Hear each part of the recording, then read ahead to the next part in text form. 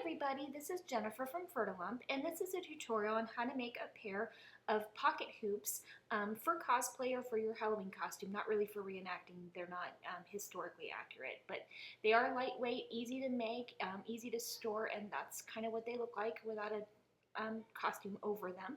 As you can see, they're a little bit big for children, but I do have a separate tutorial. If you're looking to make a pair for a small child, check out that tutorial. And I actually made those out of a pillowcase, so it just takes a minimal amount of fabric. But for this tutorial today, here's what you're going to need. Okay, for fabric, you're going to need about a yard of 45-inch wide. If you're going to the store, go ahead and look at the batiste or broadcloth. They're pretty inexpensive and they don't wrinkle because they have some polyester, but you certainly could use cotton if you want to.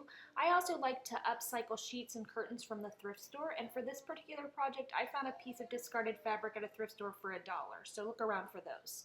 You will need a sewing machine and basic sewing. You'll need scissors, pins, and a seam ripper in case you make a mistake.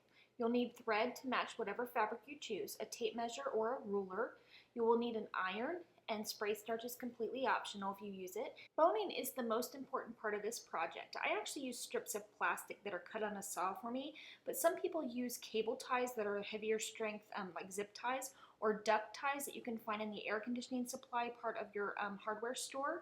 You can also use steel hooping if you have a costume supply shop near you, but basically anything that's going to hold a rigid shape. Some people even cut up Cool Whip containers or plastic containers. What I don't recommend is the actual boning that you can find at a fabric store. It's way too wispy for this type of project, so it is not going to work. For finishing the raw edges inside, you can use a serger or pinking shears. Either one of those is going to cut down on all that fraying or kind of the ugly look inside.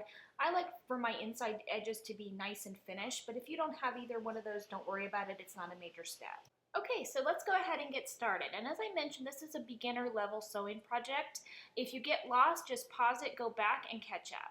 Okay, taking your fabric and folding it in half, you're going to cut 2 of piece A, which is 22 by 32 inches wide, and cut 2 of piece B, which is 12 inches by 16 inches wide. And these are your only pattern pieces for this particular project.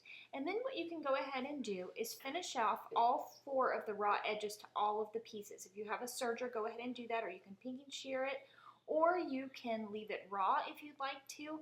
If you'd like your inside to be neat, you can also do just fold it over once to do a hem, or if you want to encase that raw edge, you can fold it over again and just create a nice finished edge. If this is something for Halloween and you're just going to wear it one time and you don't care about the inside looking all frayed, don't worry about it. You can completely skip this part of the process. It's just to make the inside look nice and finished. Okay, so taking piece B, and you'll have 2 of these, which are the smaller pieces, you're going to go ahead and create a narrow hem at both the top and the bottom, or the widest point of the pieces. And just do that by folding up about 1/4 inch, ironing it, and then stitching it down. And again, make sure that you lock your stitches at the beginning and the end of each run that you do to keep it from pulling out. So go ahead and get that nice and hemmed, and you can press it nice and flat. So both pieces B are going to have a narrow hem at the top and the bottom of the pieces.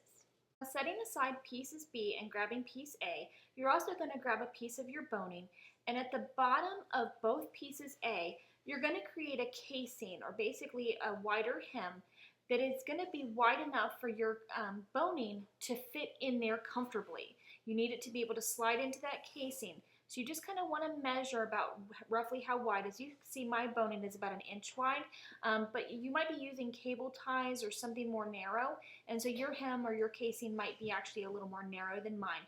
But you just want to make sure that it's going to fit in there smoothly, because you are going to insert the boning at a later step. So once you've determined how wide your casing needs to be, go ahead and fold that up and pin it on both pieces A, and then go ahead and stitch that, staying close to the edge. And then what you're going to do is take your pieces B that you just hemmed, and then grab a piece A. Now with that casing that you just created, you're going to put it together with a piece B, right sides together, wrong sides out. And you're going to line up one of the hemmed edges of piece B with the bottom of your cased edge of A, and go ahead and pin that together. You're going to be taking up a narrow stitch, maybe 1/4 inch to 1/2 inch, not very wide, and go ahead and pin that on both pieces connecting A to B. Now once you've created that seam, you're going to go ahead and press it open, and as you can see, there's a bit of piece A there that is lingering, and what you need to do is go ahead and create a hem to finish off the top edge of piece A right there. So you're going to go ahead and stitch that. So there you have your bottom, your hemmed edges of piece B, your casing at the bottom of piece A, and then your finished little hem edge there at the side of piece A. So I'm just showing you how you've connected piece A to B. Now you are going to do this on both pieces. There's going to be an A connected to a B and an A connected to a B, and you want to make sure that you have done this mirror imaging each other. And that's all that I'm showing you right there, just showing you that when you would put them together, you're going to have one side and one side there. Okay, with your leftover fabric, you can go ahead and tear strips that are approximately 1.5 to 2 inches wide. This, again, is going to depend on what you're using for your boning. If you don't want to make the strips out of your leftover fabric, you can buy this at the fabric store, strips of like bias tape or twill tape or even ribbon to create your channels for the 2 additional rows of boning, but I like to just use the fabric that I've got. And when like I said, I tore the strips of fabric so that they're nice and even and straight. And again, you need your casings to be wide enough to fit your pieces of boning, your lengths of boning to go. And so again, I don't like those frayed raw edges showing, so I'm going to fold them over and create a little bit of like a hem up the length and fold those flat.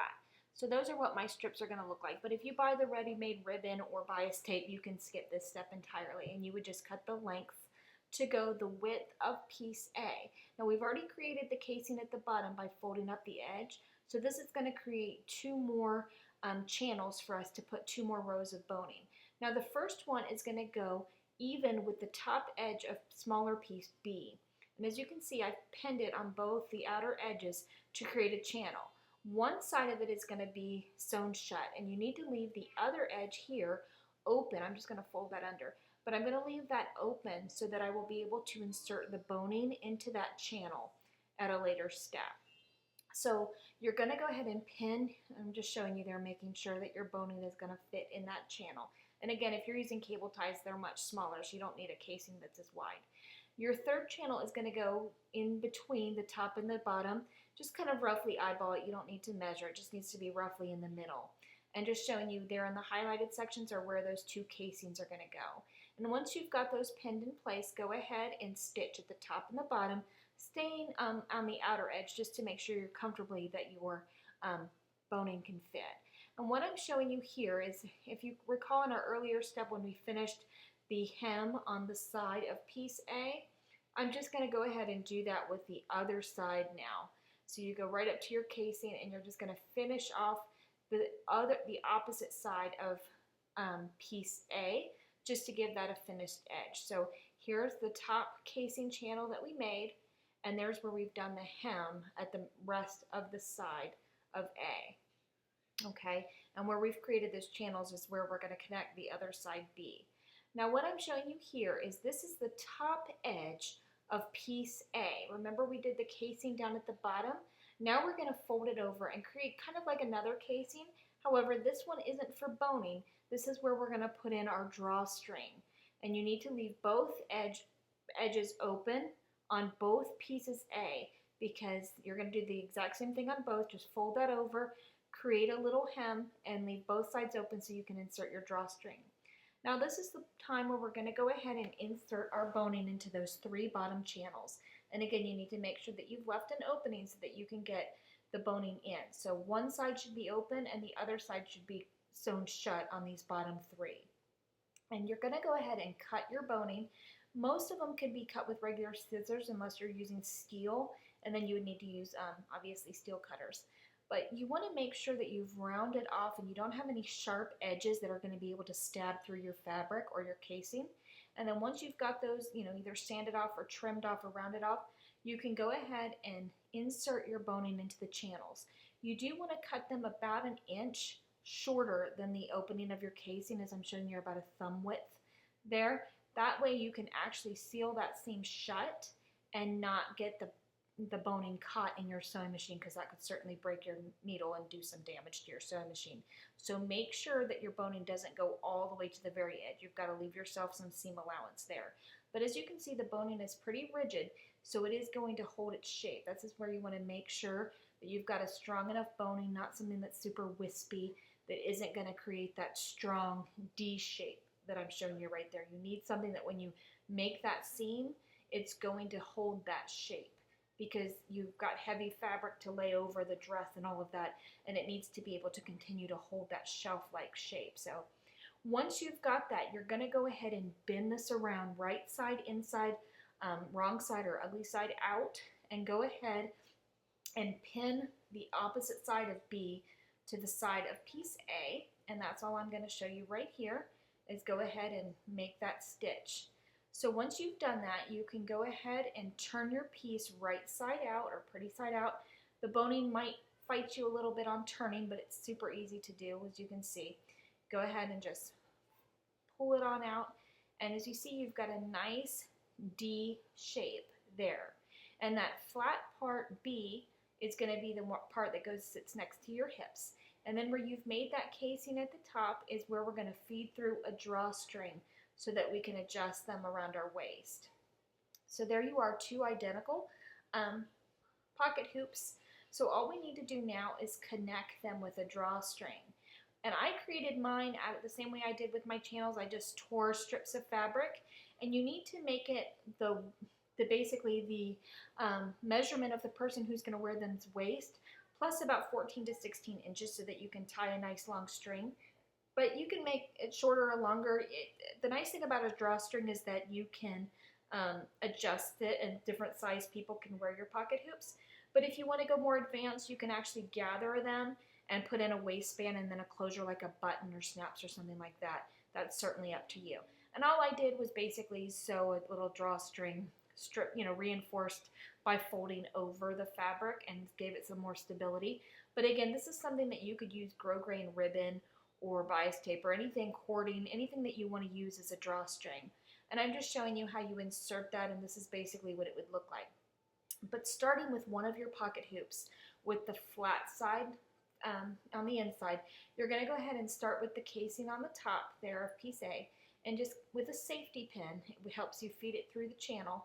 Go ahead and feed your drawstring through that channel, pulling through the safety pin until you've gone all the way through the channel of one of the pocket hoops. And then once you've got that gone all the way through the casing, you're going to go ahead and do it with the opposite pocket hoop. And this time you're going to start at the back, and you're going to go ahead and feed it through the same channel all the way through until both ends of your drawstring end up in the front. So you've got the two ends that you can tie together to create a bow. And again, you can use anything that you want for a drawstring ribbon, trim. I've made mine out of fabric. You can use anything that you like. You could even feed through a belt through there if you wanted to. If they're only for you and you want to make the waistband so that you know exactly where the closure is and you don't want the bulk of a tie in front, you're welcome to do a waistband. But this is a nice set because if your weight fluctuates or you want to loan them to a friend who's not the same size as you or whatever, you can just tie them and adjust them this way. And you can just distribute the casing, and you just want to leave several inches of the drawstring around the back so that each of the pocket hoops rest over your hips, if that makes sense. But I'm going to go ahead and show you, this is how you would put them on. Go ahead and put them over your hips. Again, the portion B sits on your sides, and then the A is the rounded portion where we've put in the boning. And you just tie them on the front just like that. As you see, they move easily, but they can collapse if you need to go through a doorway or anything like that. And they're super lightweight, but they will hold up a good amount of fabric. And I'm just showing you, you can actually remove one of the pocket hoops and shift it over to the back. If you're into steampunk or you want a bustle type dress, this would certainly work for a cosplay version or costume grade of a bustle. It's not historically accurate, but it would certainly give you the right shape on a dress, just depending on what you're going for. Just give you kind of what that bustle looks like. So here is the completed pocket hoops. As you can see, they collapse. You can flip them over on each other and store them very, very easily under your bed or in a bag. They don't take up a lot of room. They're very lightweight, so they're easy to pack if you're going to a convention or anywhere that you might go. And they're pretty inexpensive to make. I hope you enjoyed this. If you have any questions, please leave them below. I appreciate your time, and don't forget to subscribe. Thanks for watching. Have a great day.